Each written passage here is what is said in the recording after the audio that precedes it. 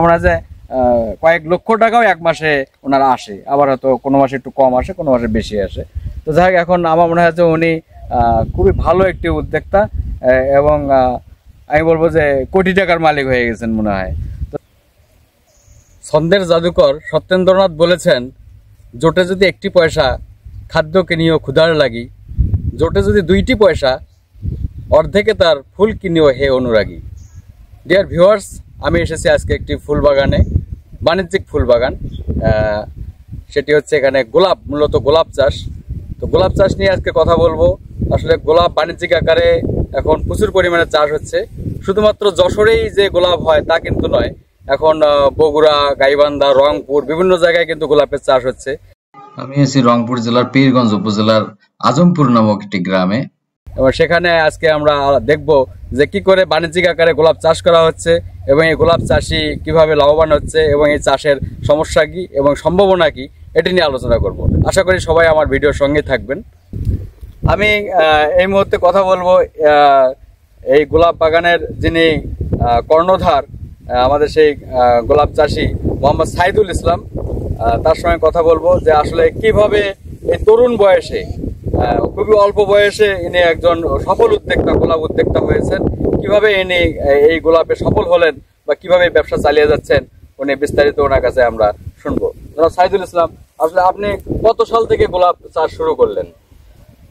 আমি আসলে ফুলটা চাষ শুরু করছি 2003 সাল থেকে। এর আগে ফুল চাষ করে আমরা অনেক টাকা লস করতাম এবং আমরা অনেক ধরা খাইতাম। তখন বুঝতাম না, চাষবাস বুঝতাম না এটা কীভাবে কী প্রসেসিং করে। এইভাবে আমার বাবা ব্যবসা করতো, সেখান থেকে আমি ব্যবসা করতাম। পরে আস্তে আস্তে তিল করে অনেক কষ্ট করে শিখছি। এখন আল্লাহ দিলে মোটামুটি সাকসেস, আল্লাহর অশেষ রহমতে। এখন আমরা সব কিছু, কখন কোন সার লাগে, কোন ওষুধ লাগে, কোন সময় কোন সেচ লাগবে, অভিজ্ঞতা সম্পূর্ণ হয়ে গেছে। এই জন্য আল্লাহর রহমত এখন আর সমস্যা 3 সাল থেকে। এখন কতটুকু জায়গায় আপনার গোলাপ বা ফুল? আমার এখন মোটামুটি গোলাপ প্রায় 19 বিঘার মতো আছে। 19 বিঘা জমিতে গোলাপ চাষ করছেন। তো গোলাপের পাশাপাশি তো আমরা দেখলাম গ্লাডিওলাস রয়েছে আপনার, গ্লাডিওলাস আছে, চন্দ্রমল্লিকা আছে, তারপরে সানফ্লাওয়ার আছে, সানফ্লাওয়ার রয়েছে, খাটো জাতের সানফ্লাওয়ারটা রয়েছে। আচ্ছা, এই যে গোলাপ চাষ হচ্ছে, তো আপনি এত কিছু থাকতে গোলাপে কেন আগ্রহ প্রকাশ করলেন? আসলে আমার বিজনেসটা আমার বাবার, আমাদের গোলাপের শুধু গোলাপের বিজনেস ছিল। ঢাকা সাভার যে গোলাপ গ্রাম আছে, সাদুল্লাপুর, আমরা ওখানে বিজনেস করতাম। ওখান থেকে মাল কিনতাম, আমরা চট্টগ্রামে পাঠাতাম, ফেনীতে পাঠাতাম, বারিহাট পাঠাতাম, সিলেট পাঠাতাম। বিশেষ করে আমাদের বিজনেসটা হচ্ছে গোলাপ দিই, এই জন্যই আমি গোলাপের চাষটা বিজনেস করতে ভাবলেন যে নিজেই যদি চাষ করি তাহলে প্রফিটটা বেশি হবে। আমি নিজেই একটা উদ্যোক্তা হবো।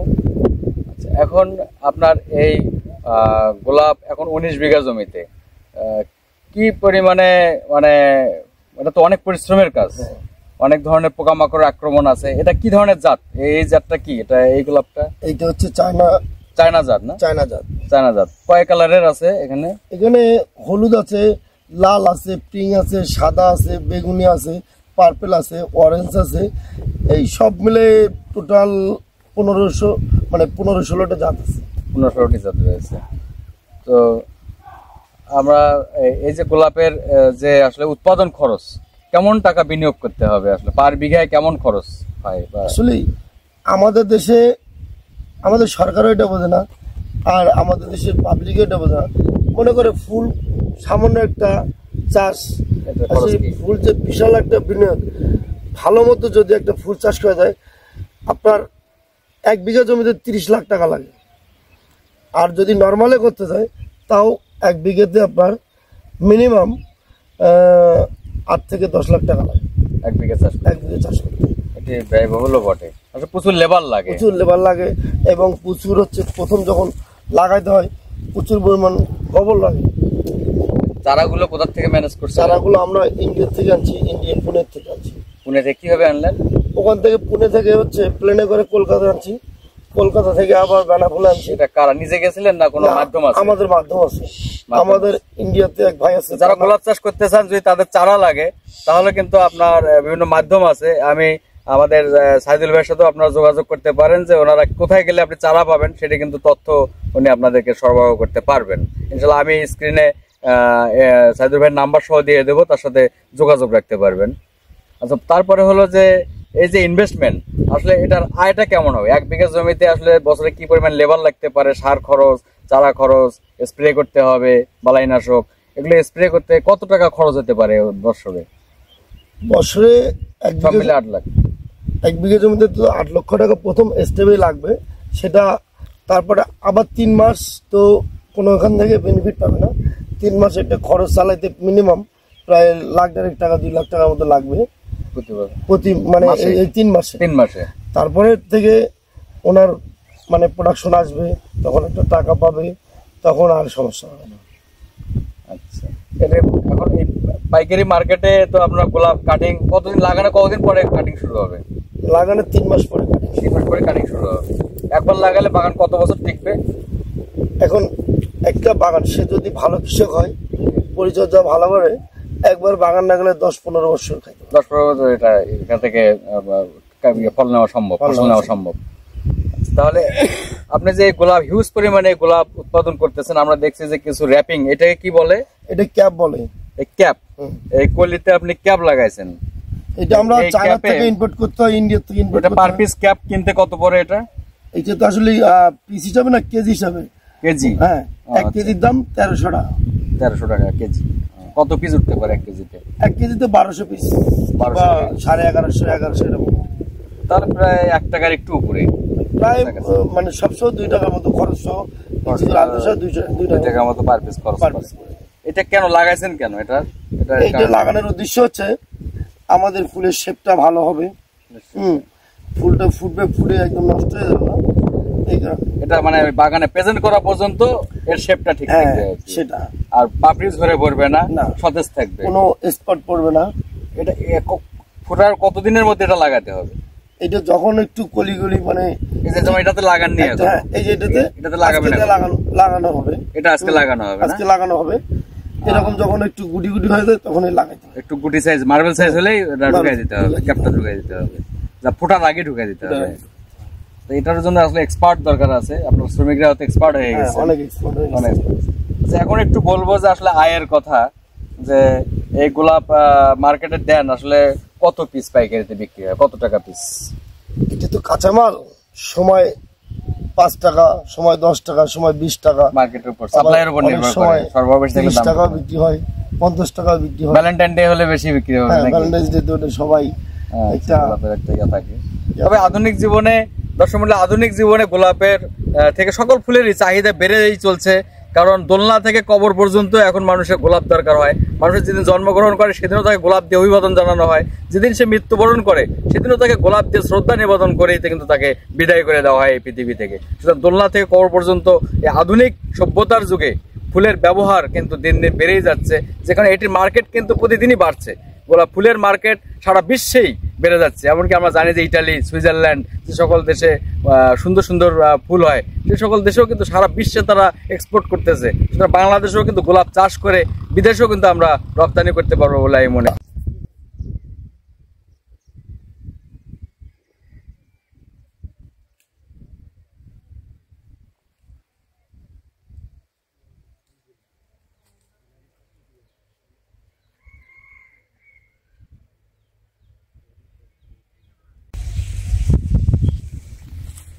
গোলাপ বাণিজ্যিক আকারে চাষ করতে যে দূরত্বটা এখানে মেনটেন করা হয়েছে, যে 10 থেকে 12 ইঞ্চি পরপর চারা লাগানো হয়েছে, আর লাইন থেকে লাইনের যে দূরত্ব দেওয়া হয়েছে সেটি কিন্তু এখানে প্রায় 36 ইঞ্চি গ্যাপ দেওয়া রয়েছে। 32 থেকে 36 ইঞ্চির মতো হবে গ্যাপটি দেওয়া আছে। কারণ আন্তঃপরিচর্যা, যে শিকড়ের জন্য যে সকল খাদ্য দিতে হবে গাছের পরিচর্যার জন্য, সে সকল কিন্তু এই সারি দিয়ে দেওয়া আছে। আপনারা দেখতে পাচ্ছেন যে গোলাপের সারির ফাঁকে ফাঁকে কিন্তু জৈব সার প্রয়োগ করা হয়েছে। এই প্লটটি কিন্তু খুব সুন্দর এবং সমস্ত কলিগুলো র্যাপিং করা হয়েছে, এটি সোলার প্যাকেটের মাধ্যমে র্যাপিং করা হয়েছে। আর এগুলো কাটিং হবে 2-1 দিনের মধ্যে, এগুলো সবগুলো কাটিং হবে। খুব সুন্দর। প্রতিদিন এখানে 30 থেকে 35 জন লোক কাজ করে, যার জন্য সার প্রয়োগ, বালাইনাশক স্প্রে, নিড়ানি এবং ফুল তোলা, সেগুলো সাজানো, এই সকল কর্মকাণ্ডে প্রায় 35 থেকে 40 জন লোক এখানে ব্যস্ত থাকে। এগুলো চারা সব কিন্তু ইন্ডিয়া থেকে নিয়ে আসা, পুনে থেকে নিয়ে আসা, একদম ডাইরেক্ট। এখানে আসলে বার্ডিং করে যদিও গোলাপ চেঞ্জ করা যায় এখানে লোকালি, কিন্তু এখন কিন্তু নতুন বাগান করলেও সাইদুল ইসলাম বলেন যে না, এখানকার সায়ন ব্যবহার করি না, রুট স্টকও ব্যবহার করি না, ডাইরেক্ট যে চারা নিয়ে আসা হয় সেটি লাগানো হয়। এতে অনেক ব্যয়বহুল, কিন্তু এটির সুবিধা আছে, সেটি হচ্ছে যে গোলাপের সাইজ নাকি বড় হয় এবং গাছ টেকসই হয় এবং গোলাপের কলি বড় হয়। এই জৈব সারগুলো বাগানে নিয়ে আসা হচ্ছে, নিয়ে এসে এগুলো এই যে প্রতিটা সারির মাঝখানে মাঝখানে এই জৈব সারগুলো গোড়ার দিকে দেয়া হচ্ছে। যে ডালগুলো পুরাতন হয়ে গেছে সেই ডালগুলো এরকম কেটে দিতে হবে, কেটে দিলে নতুন কুশি আবার বের হয়ে আসবে, সতেজ কুশি। সেই কুশির আগায় একটি কলি আসবে। অসংখ্য কুশি চলে এসেছে কাটিং করার পরে। বিশাল এই গোলাপের বাগানে অনেক লোক কাজ করছেন। অপূর্ব, খুবই সুন্দর একটি বাগান। একটি বলে ভুল হবে, তার অনেকগুলো প্লট রয়েছে, বিক্ষিপ্তভাবে বিভিন্ন জায়গায় রয়েছে। এটি একদম তার বাড়ির সাথে, একেবারে বাড়ির আঙ্গিনার কাছাকাছি এই বাগানে খুব সুন্দর করে গোলাপ ফুটে আছে এখানে। এই যে আমরা দেখতে পাচ্ছি, এগুলো কলি অবস্থাতেই আসলে র্যাপিং করা হয়েছে যাতে বেশি ফুটে না যায়। মার্কেটকে ধরে রাখার জন্য এটা করতে হয়, কারণ মার্কেটে পৌঁছতে পৌঁছতে সময় লাগে। আচ্ছা, আমরা এই গোলাপ চাষির একজন বলবো যে কেয়ারটেকার, ইনি দেখাশোনা করে, তো এনার বক্তব্য শুনবো যে আসলে কেমন এই গোলাপ চাষ করতে কি কি হচ্ছে বা কেমন কি কাজ। আসসালামু আলাইকুম। আমাদের এই বাগানে 20 জন, 30 জন, 35 জন এবং 40 জন পর্যন্ত আমরা কাজ করি। আর আমরা মাসে আসি 4 জন, মাসে টাকা নেই, 4 জন দৈনিক ফুল কাটি। প্রতিদিন কত লেবার পেমেন্ট কিরকম দিতে হয়? অনেক 20,000, 30,000, 35,000 প্রতিদিন দিতে হয়। প্রতিদিন দিতে হয়। আচ্ছা আচ্ছা। আমাদের এখানে কাজ হয়, তারপরে দুপুরে লাঞ্চের ব্যবস্থা আছে, পড়াটা থাকে। আচ্ছা, কটা থেকে কটা পর্যন্ত কাজ করে এরা? এরা কাজ করে 8টা থেকে 4টা পর্যন্ত। দুপুরে লাঞ্চ এখানেই করে? হ্যাঁ, এখানেই করে। তাহলে এই যে এতগুলো লোকের একটা কর্মসংস্থান এই আমাদের এই গোলাপ চাষির কারণে কিন্তু হয়েছে, তাই না? উনি উদ্যোগটা নেওয়ার কারণে কিন্তু এতগুলো লোক এখানে কাজ করার একটা সুযোগ পাচ্ছে। এটি একটা ভালো উদ্যোগ, হ্যাঁ, যে আমাদের অনেক লোক অনেক সময় কাজ কাম থাকে না, তারা এখানে কাজ করছে। এখানে তো সারা বছরই কাজ থাকে বলতে গেলে। সারা বছরই কাজ থাকে, সারা বছরই কাজ থাকে। জি। আপনি কতদিন থেকে আছেন? আমি প্রায় 5-6 বছর থেকে আছি। কেমন লাগে গোলাপ চাষ করতে? ভালো লাগে, গোলাপ চাষ করতে ভালো লাগে। অনেক ধরনেরই গোলাপ আছে, দেখে মনটাও ভালো হয়ে যায় নাকি? মনটাও ভরে, ভালো লাগে।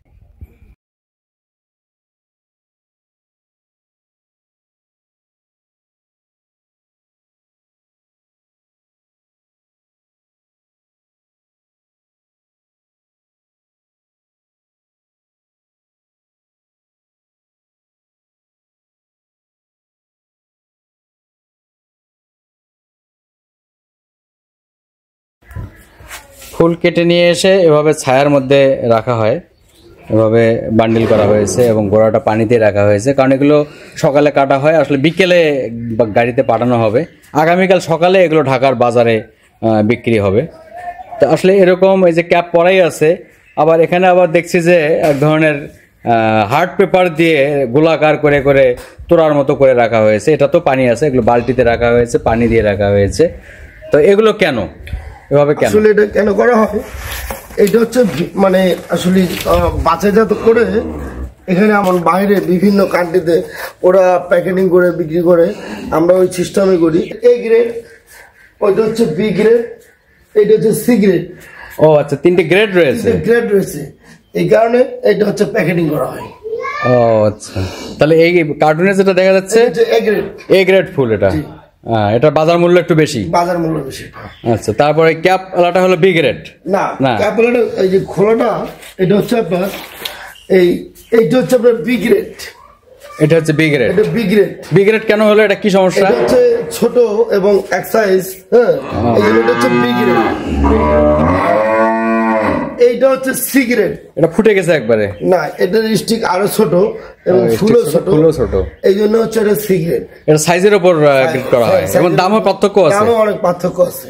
আচ্ছা আচ্ছা আচ্ছা, আপনি বলেন যে এই যে এখানে গোলাপ সুন্দর করে গোছানো হচ্ছে পরিষ্কার করে, এবং এগুলো তো কিভাবে আপনি আসলে ঢাকা পাঠাবেন বা কোন মার্কেটে এটা যাচ্ছে? এগুলো হচ্ছে ঢাকা আগারগাঁও ফুল পাইকারি ফুল মার্কেট, শেরেবাংলানগর